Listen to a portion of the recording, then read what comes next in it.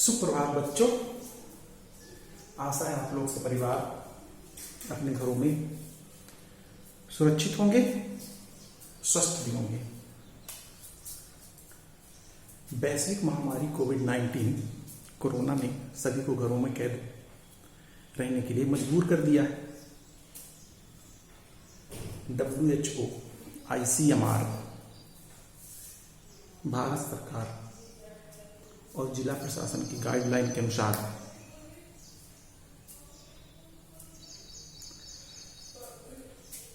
सभी शैक्षणिक संस्थानें और कोचिंग संस्थानें फिलहाल बंद हैं।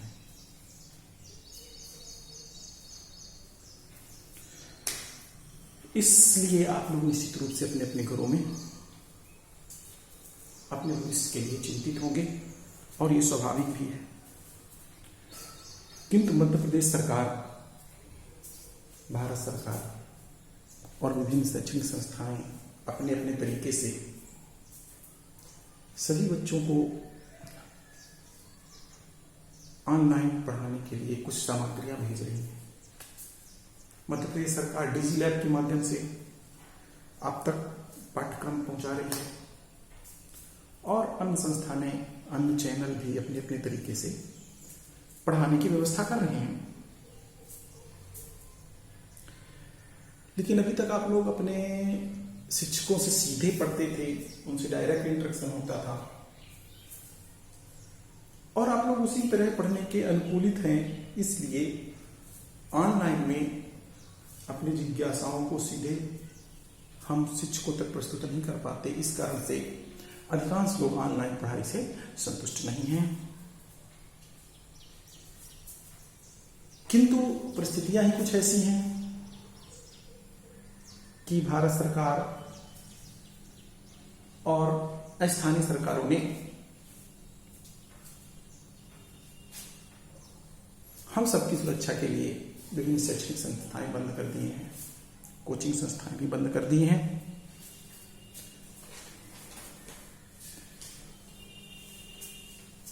किंतु देखने में यह आ रहा है कि अधिकांश जगह पब्लिक स्थानों में पब्लिक सरकार की गाइडलाइन का बिल्कुल भी पालन नहीं कर रही है। लेकिन आप लोगों से हमारा आग्रह यह है कि आप लोग WHO, ICMR के सभी दिशा निर्देशों का पालन करें। आप देख रहे हैं कि कोरोना का ग्राफ प्रतिदिन बढ़ रहा है। इस समय भारत की स्थिति ऐसी है कि प्रतिदिन लगभग 50,000 नए केस सामने आ रहे हैं और यदि हम जागरूक नहीं हुए तो ये और बढ़ सकता है। इन सब के बीच हमें पढ़ाई जारी रखनी है।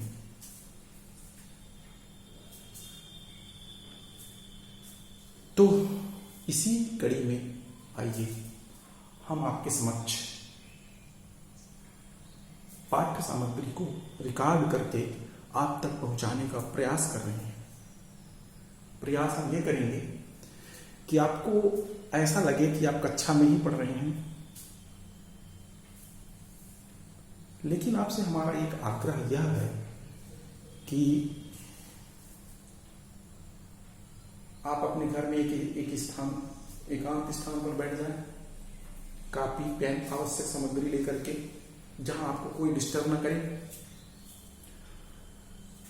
और ऐसा अनुभव करें कि आप कक्षा में ही पढ़ रहे हैं। हम प्रयास यह करेंगे कि आपको पूरी पाठ्य वस्तु समझ में आ जाए। फिर भी यदि कोई ऐसी चीज रह जाती है जो आप नहीं समझ पाते हैं तो फोन के माध्यम से या व्हाट्सएप के माध्यम से या कमेंट के माध्यम से आप अपनी समस्याओं को हम तक पहुंचाने का कष्ट करेंगे, ताकि हम नेक्स्ट डे जब हम ये रिकॉर्डिंग करें तो उस चीज को भी सम्मिलित कर लें। तो बच्चों, चलिए हम प्रारंभ करते हैं क्लास 12th केमिस्ट्री की कक्षाएं। जैसा कि आप बोर्ड में देख पा रहे होंगे कि आज हम यूनिट 2 सॉल्यूशन स्टार्ट करने वाले हैं। एमपी बोर्ड में सॉल्यूशन से 6 अंक के प्रश्न पूछे जाएंगे, जिसमें 3-3 अंक के 2 क्वेश्चन रहेंगे। यह एक पाठ बड़ा महत्वपूर्ण पाठ है। तो चलिए प्रारंभ करते हैं। विलयन, सॉल्यूशन, पदार्थों के समांगी मिश्रण को विलयन कहते हैं। Homogeneous mixture of the substance is known as solution. पदार्थों का समांगी मिश्रण विलयन कहलाता है। प्रश्न उठता है कि समांगी क्या है, होमोजीनियस क्या है। एक संक्षिप्त चीज जो हम बता दें आपको, संक्षिप्त शब्दों में बता दें, होमोजीनियस का मतलब ये होता है कि ऐसा मिश्रण जिसके घटकों को आप खुली आंखों से ना पहचान सको। The mixture whose component cannot be identified with naked eye। जैसे कि दूध में हमने पानी मिला दिया या अल्कोहल में पानी मिला दिया, तो उसके कंपोनेंट्स को हम अलग अलग नहीं पहचान पाएंगे कि ये कौन सा कंपोनेंट है, तो वह सॉल्यूशन हुआ। एक गिलास पानी में एक चम्मच नमक मिला देने के बाद हम नमक के कणों को और जल के कणों को नहीं पहचान पाते। Both cannot be identified by naked eye and we can say this is a homogeneous mixture। और जो भी होमोजेनियस होगा वह सॉल्यूशन होगा। अभी तक हमें समझते थे कि जो सॉल्यूशन होगा वो लिक्विड होगा, लेकिन यहां लिक्विड, सॉलिड, गैस कुछ भी हो सकता है। सॉलिड भी सॉल्यूशन हो सकता है, लिक्विड भी हो सकता है और गैस भी हो सकता है। आगे के एग्जांपल में हम समझेंगे। तो चलिए सबसे पहले हम बताते हैं component of the solution. Component, घटक।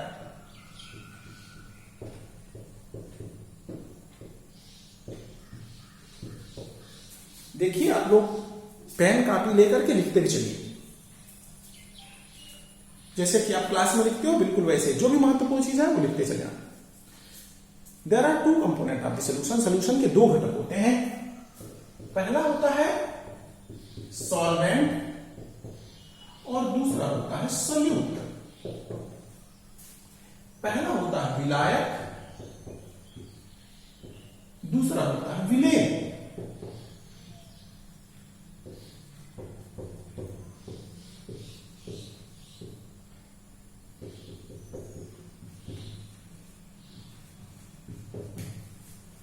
हमने अभी एक एग्जांपल बताया था, एक गिलास पानी लिया, उसमें नमक मिला दिया। तो जो पानी वाटर है वो सॉल्वेंट है, जो नमक है वो सॉल्यूट है। तो हम इसके लिए तो पहचान गए, लेकिन और दूसरा एग्जांपल यदि हमारे पास है तो हम कैसे पहचानेंगे? तो उसके लिए डेफिनेशन ये है कि the component which is in excess amount, ऐसा घटक जो अधिक मात्रा में हो तो विलायक होगा, and the component which is less amount, ऐसा घटक जो कम मात्रा में हुआ विलेय होगा। तो ज्यादा कौन है? वाटर है। कम कौन है?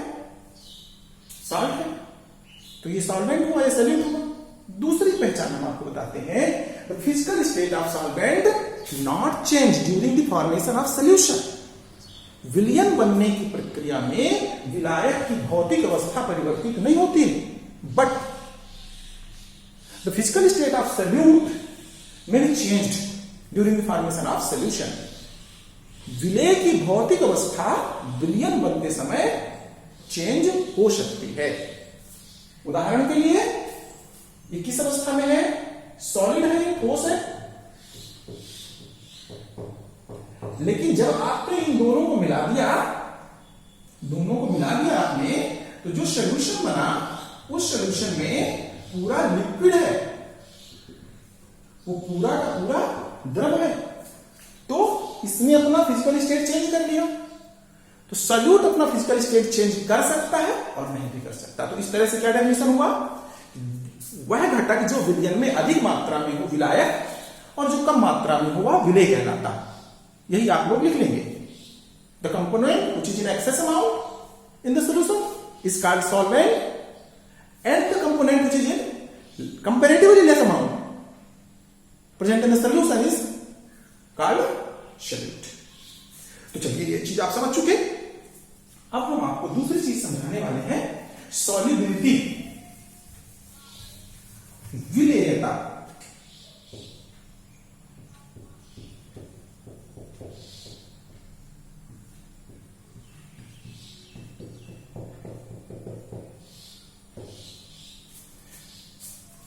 साधारण लैंग्वेज में घोलने की क्षमता, जितना विलायक के निश्चित मात्रा में विलेय को घोला जा सकता है। Maximum amount of the solute which is dissolved in definite amount of the solvent is called its solubility. हम एक गिलास पानी ले लें और एक गिलास अल्कोहल ले लें, दोनों में नमक मिलाएं तो दोनों में नमक की अलग अलग मात्रा डिसॉल्व होगी, तो दोनों की कैपेसिटी अलग अलग। यदि हम आपको ही फुल्की खाने को दें तो कोई ज्यादा खाएगा, कोई कम खाएगा, जिसकी ज्यादा जितनी क्षमता होगी।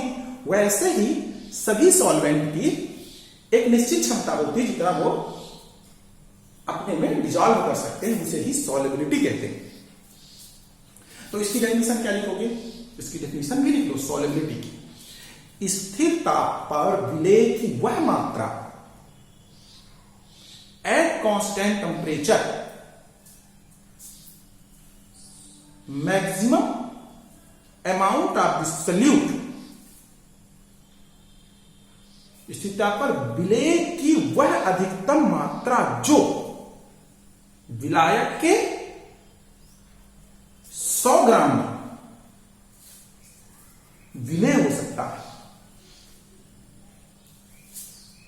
को विलेयता कहते हैं। Maximum amount of at constant temperature maximum amount of the solute which is dissolved in 100 gram of the solvent is called its solubility. ये विलेयता की परिभाषा है, डेफिनेशन है। अपन इसको मैथमेटिकली कैसे लिखेंगे? Solubility is equal to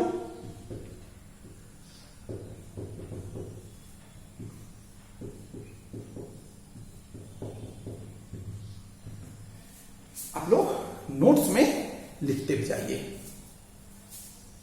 amount of solute अपान, देखिए board में हो सकता है कुछ आपको स्पष्ट ना दिखाई दे, तो इसीलिए हम आपको बोलते भी जाते हैं amount of solute upon amount of solvent.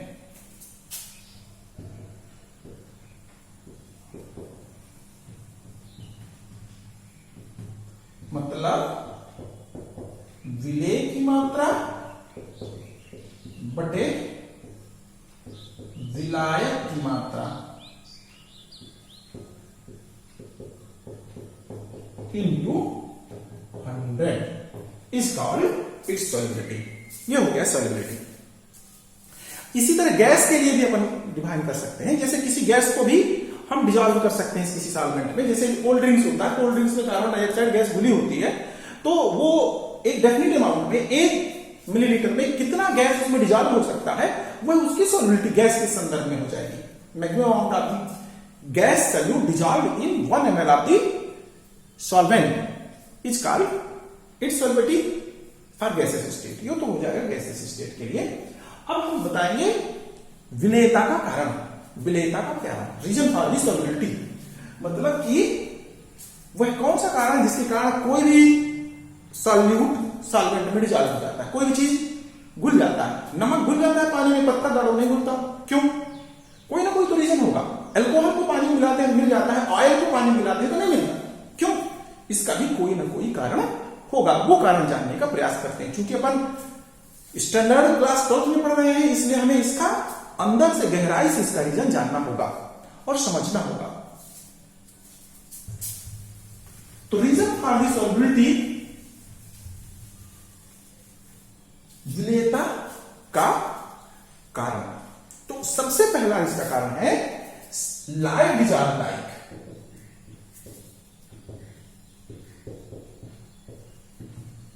मतलब समान समान को घोलता है।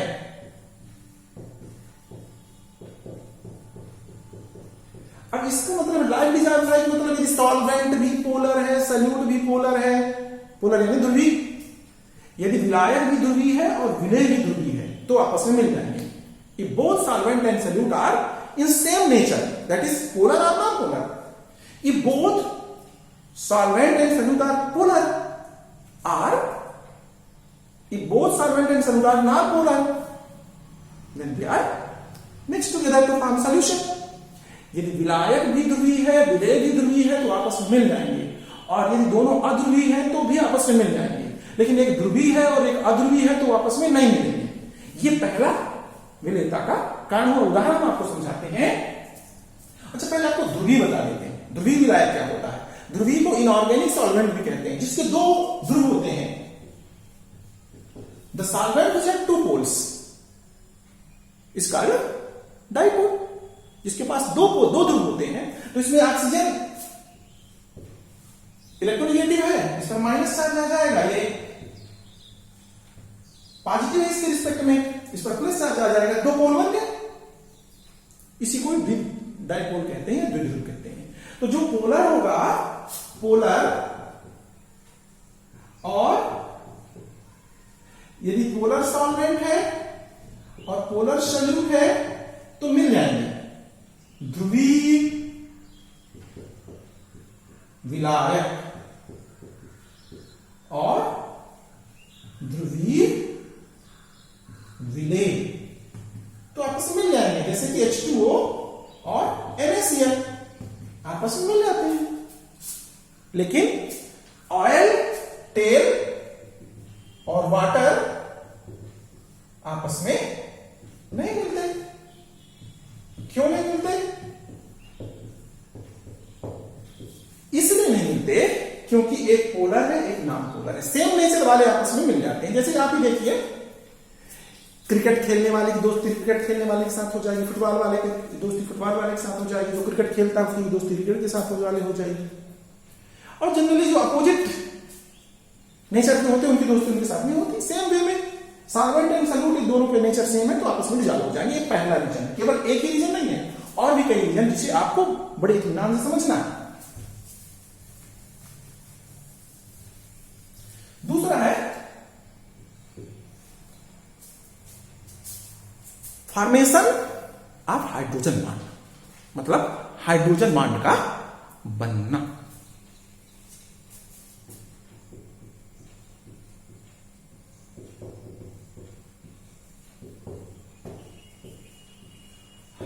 H बंध का बनना। यदि विलायक और विलेय के बीच H बंध बनता है तो वो आपस में विलेय होंगे। ये आप लिख लीजिए, क्या लिखेंगे? यदि विलायक व विलेय के बीच हाइड्रोजन बंध बनता है तो आपस में विलेय होंगे। If hydrogen bond form between solvent and solute, then they form solution. उसमें ये डिपेंड नहीं कि पोलर है कि नॉन पोलर, इससे कोई लेना देना नहीं है। उसके बीच, दोनों के बीच में H बॉन्ड बनता है तो वो डिजॉल्व हो जाएंगे। जैसे अल्कोहल वाटर में डिजॉल्व हो जाता है, क्योंकि अल्कोहल वाटर के साथ H बॉन्ड बना लेता है।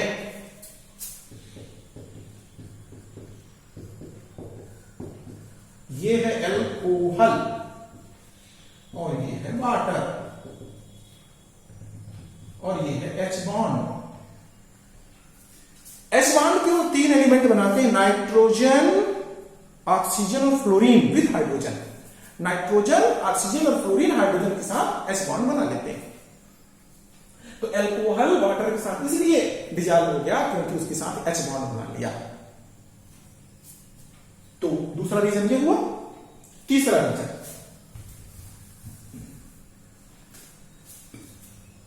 तीसरा रीजन है similarity in radius.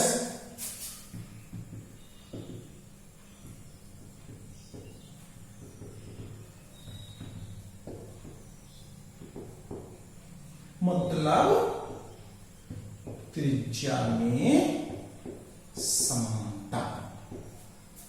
If there is radius of the solvent and solutes are same, then they become mixed together and to form solution. यदि विलायक और विलेय दोनों की त्रिज्या लगभग एक समान है तो वे आपस में मिल करके विलयन बनाते हैं। फॉर एग्जाम्पल एलॉयज, एलॉयज माने होता मिश्र धातु, जैसे लोहा, सोना, चांदी पिघली हुई अवस्था में आपस में मिक्सअप हो जाते हैं। क्यों? क्योंकि इनके रेडियस सेम होते हैं। तो जो उनके रेडियस सेम होते हैं तो भी आपस में मिल जाते हैं। चौथा भी एक बहुत बड़ा महत्वपूर्ण रीजन है जिसको आप बड़े इत्मीनान से समझिएगा, lattice energy and hydration energy. जालक ऊर्जा एंड जलयोजन ऊर्जा।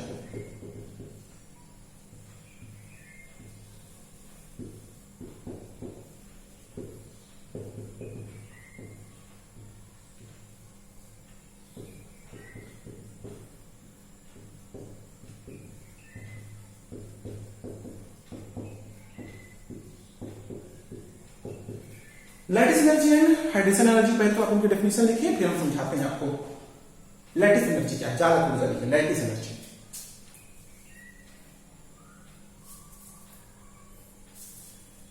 Amount of energy released